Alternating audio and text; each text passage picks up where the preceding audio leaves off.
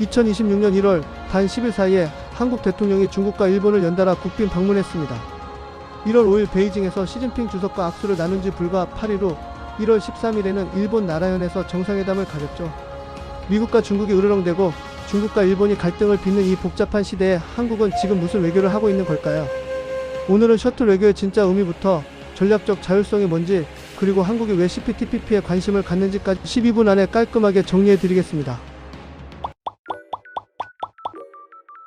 파트 1. 셔틀 외교 어디서 나온 말일까? 한일 정상회담 직후 한국 정부 핵심 관계자가 이렇게 말했습니다. 셔틀 외교가 완전히 정착됐다. 그런데 셔틀 외교가 정확히 뭘까요? 셔틀 외교라는 용어는 1973년 미국 국무장관 헨리 키신저로부터 시작됐습니다. 당시 이스라엘과 아랍 국가들은 욤키푸르 전쟁으로 불타고 있었습니다. 서로 얼굴도 마주치기 싫을 정도로 증오하던 시절이라 직접 대화는 사실상 불가능했죠. 그때 키신저가 이집트에서 이스라엘로 다시 시리아로 갔습니다. 마치 우주왕복선 즉 셔틀처럼 오가며 메시지를 전달하고 타협점을 찾아 나갔습니다. 즉 원래 셔틀 외교는 제3자가 분쟁 당사자들 사이를 오가며 중재하는 외교였습니다. 1970년대 중동에서 시나이 잠정협정, 이스라엘 시리아 간 골란구원 관련 합의 같은 역사적 성과가 이런 셔틀 외교를 통해 탄생했고, 이후 지미 카터 대통령이 캠프 데이비드에서 이집트와 이스라엘 간 평화협정을 이끌어낸 것도 같은 맥락에서 이해할 수 있습니다. 그런데 한국과 일본 사이에서 쓰이는 셔틀 외교는 조금 다릅니다. 제3자 중재가 아니라 양국 정상이 번갈아가며 상대국을 방문해 정례적으로 만나는 것을 의미합니다. 2000년대 초반 한일 정상 간에는 1년에 한 번씩 서로 오가며 정상회담을 하자는 논의가 이뤄졌고, 실제로 한국과 일본에서 번갈아 정상회담이 열리며 관계 개선의 상징처럼 자리 잡았습니다. 하지만 야스쿠니 신사 참배, 독도 영유권 문제, 역사교과서 왜곡, 위안부 문제 등으로 갈등이 불거지면서 이런 정례적인 셔틀 외교는 여러 차례 중단과 재개를 반복해왔습니다. 그래서 오늘날 한국에서 셔틀 외교라고 하면 양국 정상이 정기적으로 상대국을 오가는 관계, 정상화의 상징 정도로 이해하시면 됩니다. 파트 2. 한중한일 외교의 민낯. 이제 2020년대 중반 한중일 외교 현장을 한번 들여다보겠습니다. 한국 대통령의 방중은 대체로 몇 년에 한 번 있는 중요한 이벤트입니다. 최근 방중 계기마다 양국은 경제통상기술 협력을 강화하는 양해각서를 다수 체결해 왔습니다.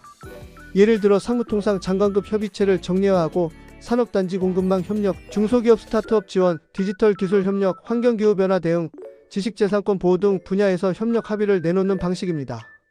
중국에 진출한 한국 기업들의 권익보호, 국경 지식재산권 단속 협력, 수산물 수출 확대 같은 구체적 의제도 자주 등장합니다. 정상 간 친밀한 이미지를 연출하는 장면들, 예컨대 함께 셀카를 찍는다든가 선물을 주고받는 장면도 이런 국빈 방문에서 빠지지 않는 요소가 되었습니다. 그럼 일본은요? 한일 정상회담은 언제, 어디서 열리느냐 자체가 메시지가 될 때가 많습니다. 일본의 고도나 역사적 의미가 큰 지역을 찾는다면 그 장소 선택이 한일 역사와 문화 교류, 그리고 미래지향적 관계를 동시에 상징하는 경우가 많죠. 양국 정상이 고대 사찰을 함께 방문해 오래된 목조탑을 보고 백제와 일본의 교류를 보여주는 불상이나 문화재를 함께 관람하는 장면은 갈등만이 아니라 긴 역사 속 교류의 기억도 함께 환기하는 연출입니다. 공개되지 않던 유물을 예외적으로 보여주거나 만찬장에서 함께 악기를 연주하는 등의 이벤트는 셔틀 외교가 의례를 넘어 신뢰 형성 단계로 가고 있다는 메시지를 담는다는 점에서 눈여겨볼 만합니다. 파트 3. 전략적 자율성이란 무엇인가? 개념의 탄생. 유럽에서 시작됐다. 전략적 자율성이라는 개념은 1990년대 프랑스 안보국방 문서에서 본격적으로 등장했습니다. 원래 의미는 정치적 독립과 행동의 자유를 위해 군사적 평가와 계획, 결정, 행동에서 스스로 자율성을 확보하는 것이었습니다. 2010년 이후에는 유럽연합 차원으로 논의가 확대됩니다. 브렉시트로 영국이 EU를 떠나고 트럼프 행정부가 나토 방위비 분담을 강하게 압박하면서 유럽은 미국에 전적으로 의존하지 않고 스스로 안보 외교를 결정할 수 있는 능력을 고민하기 시작했습니다. 그럼 한국에서의 의미는요? 미중 사이 줄타기가 아닙니다. 한국에서 말하는 전략적 자율성은 조금 다른 뉘앙스를 갖습니다.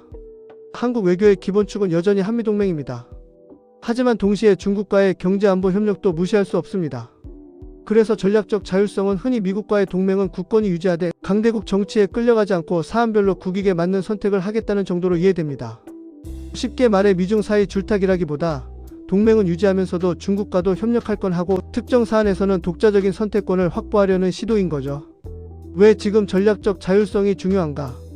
2020년대 중반 국제 정세를 보면 그 이유를 이해할 수 있습니다. 첫째, 미국 행정부가 동맹국에도 관세 인상, 방위비 증액 등 부담을 요구하는 흐름이 계속되고 있습니다. 둘째, 미중 갈등이 심화되면서 반도체, 첨단 기술, 무역, 공급망 전반에서 충돌이 벌어지고 있습니다. 셋째, 중일 관계 역시 센카쿠 열도, 대만, 히투르 등을 둘러싸고 긴장이 반복되고 있습니다.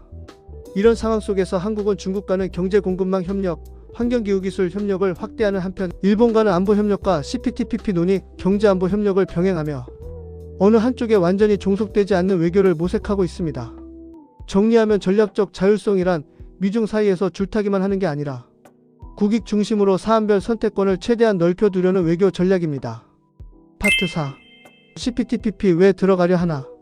CPTPP는 포괄적 점진적 환태평양 경제동 반자협정, 영어로는 Comprehensive and Progressive Agreement for Trans-Pacific Partnership입니다. 한마디로 아시아태평양 지역을 아우르는 메가 FTA입니다. 이 협정의 역사는요, TPP에서 CPTPP로 2005년 뉴질랜드, 싱가포르, 칠레, 브루나이 4개국이 이른바 피사협정으로 출발했습니다.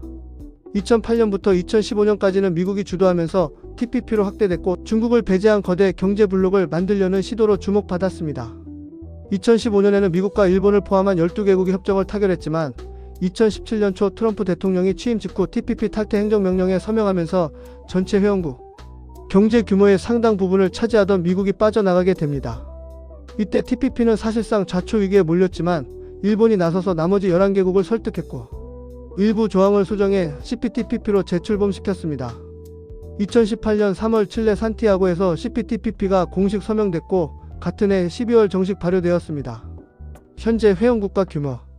지금 CPTPP 회원국은 일본, 캐나다, 호주, 멕시코, 싱가포르, 말레이시아, 베트남, 칠레, 페루, 뉴질랜드, 브루나이 11개국에 영국까지 합류해 12개국입니다. 이 협정은 전 세계 GDP와 무역에서 대략 10%대 중반 안팎을 차지하는 블록으로 평가됩니다. 사실 미국은 오바마 행정부 시절부터 한국의 TPP 가입을 여러 차례 권유했습니다. 하지만 한국은 이미 한미 FTA를 통해 미국 시장 접근성을 확보한 상태였고 한미 FTA 비중 과정에서 국내 정치적 갈등이 워낙 컸기 때문에 추가로 TPP에 뛰어드는 것에 대한 부담이 컸습니다. 또 TPP 가입은 사실상 일본과 FTA를 체결하는 효과를 가져올 수 있어 정치 외교적으로 민감했고 농업 분야가 받을 충격에 대한 우려도 상당했습니다. 그런데 왜 지금 CPTPP를 검토할까요? 상황이 달라졌기 때문입니다. 첫째, WTO 상소기구가 제대로 작동하지 못하면서 WTO 분쟁 해결 시스템이 사실상 마비 상태에 가까워졌습니다. 각국이 양자지역 협정에 더 의존할 수밖에 없는 환경이 된 거죠. 둘째, 미국이 동맹국에도 관세 인상과 보호무역 조치를 예고하는 일이 늘어나면서 다자지역 FTA를 통해 관세 장벽을 줄이는 것이 더 중요해졌습니다. 셋째, CPTPP 회원국 가운데 멕시코는 아직 한국과 FTA를 맺지 않은 국가로 새로운 시장 개척이라는 매력이 있습니다. 넷째, 공급망 다변화가 절실해졌습니다. 중국 의존도를 완화하고 다양한 중간재원자 재시장에 접근할 수 있는 통로를 확보하려면 이런 메가 FTA 참여가 전략적으로 의미가 있습니다. 그럼 이 협정의 걸림돌은 무엇일까요? 바로 후쿠시마 수산물입니다. 다만 한국의 CPTPP 가입 논의에서 가장 많이 거론되는 변수 중 하나가 후쿠시마산 수산물 문제입니다. CPTPP의 핵심 원칙은 회원국 간 관세뿐 아니라 불필요한 비관세 장벽을 줄이고 과학적 근거에 기반한 위생검역 조치를 취하자는 데 있습니다. 한국은 2011년 후쿠시마 원전 사고 이후 후쿠시마 등 일부 지역 수산물 수입을 제한해왔고 이 조치가 CPTPP 규범과 어떻게 조화를 이룰 것인지가 쟁점입니다. 영국이나 대만처럼 CPTPP 가입을 앞두고 후쿠시마산 식품 규제를 완화한 사례도 있어 한국 역시 어떤 방식으로 안전과 국민 정서, 통상 규범을 동시에 만족시킬지 고민이 필요한 상황입니다.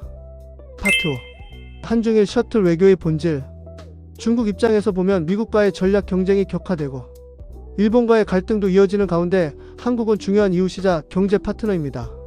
항일 전쟁의 역사, 한반도와의 역사적 연관성을 강조하면서 동시에 경제문화 협력을 확대해 한국을 제3의 카드로 활용하려는 유인이 존재합니다. 한국과의 정상외교에서 항일 독립운동 관련 인물을 조명하거나 경제투자 협력을 크게 부각하는 연출이 반복되는 이유도 여기에 있습니다. 일본 역시 중국과의 관계가 불안정한 상황에서 한국의 역할을 무시하기 어렵습니다. 히토류 반도체 배터리 등 핵심 산업 공급망에서 한국과의 협력은 일본 입장에서도 중요한 안전판입니다. 게다가 미국의 통상 압박이 커지는 상황에서 한국과 함께 대응하거나 정보를 공유할 수 있는 파트너를 확보하는 것은 일본에게도 전략적 이익입니다. 한국은 이 상황을 전략적 자율성의 공간으로 활용하려고 합니다. 중국과는 경제 기술 환경 문화 협력과 관광 투자 회복을 논의하면서 일본과는 안보 협력, 공급망 협력, CPTPP 등 경제통상 협력과 과거사 문제 관리 방안을 함께 모색하고 있습니다. 양쪽 모두가 한국을 필요로 하는 구조를 레버리지 삼아 어느 한쪽에 완전히 종속되지 않으면서 실질적 이익을 극대화하려는 외교를 펼치고 있는 것입니다. 결론. 정리해 보겠습니다. 셔틀 외교는 원래 키신저의 중재 외교에서 출발했지만 오늘날 한일 관계에서는 양국 정상이 정기적으로 오가는 관계 정상화의 상징으로 쓰이고 있습니다. 전략적 자율성은 미중 사이 줄타기가 아니라 동맹을 유지하면서도 국익에 따라 사안별로 선택권을 확보하려는 외교 전략입니다. CPTPP는 미국이 빠진 뒤 일본이 주도해 살려낸 메가 FTA이고 한국이 가입을 검토할 때 후쿠시마 수산물 문제와 같은 민감한 통상 이슈를 어떻게 풀 것인지가 중요한 관문입니다. 미중 갈등과 중일 갈등이 심화될수록 한국의 선택지는 좁아지는 것처럼 보이지만 외교력을 잘 발휘하면 오히려 전략적 공간은 넓어질 수 있습니다. 앞으로 한중일 셔틀 외교가 어떻게 전개될지 그리고 한국의 CPTPP 참여 여부가 어떻게 결론 날지 계속 지켜봐 주세요. 구독과 좋아요는 다음 영상 제작에 큰 힘이 됩니다.